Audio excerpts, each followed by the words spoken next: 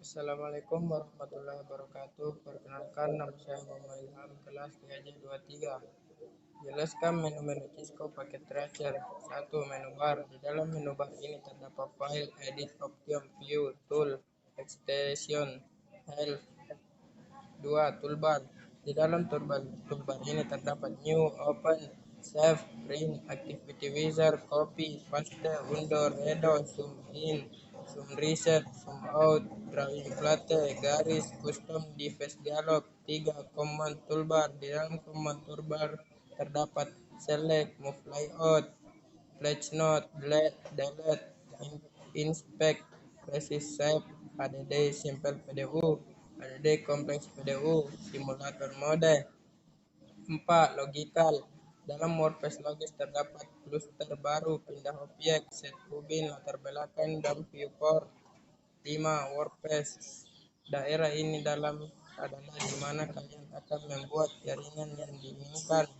6. Real time atau simulation bar. Bar ini juga menyediakan tombol power cycle, devices, dan fast forward. 7. Network component box. Kotak di mana kalian memilih perangkat dan koneksi untuk dimasukkan ke dalam WordPress. Ini dinamakan network component box. 8. Device type selection box.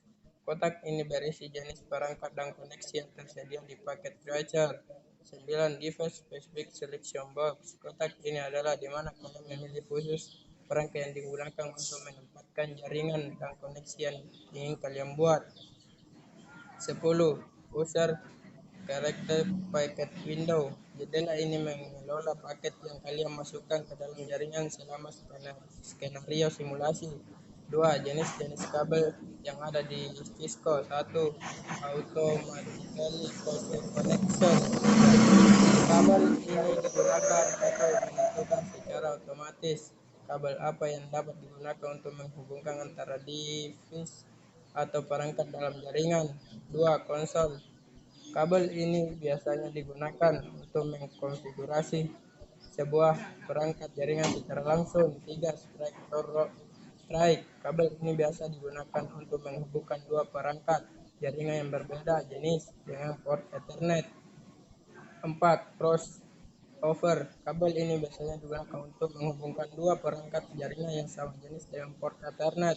Fiber optik. Kabel jaringan yang digunakan untuk menghubungkan dua perangkat menggunakan media antar muka fiber optik. 6. PON.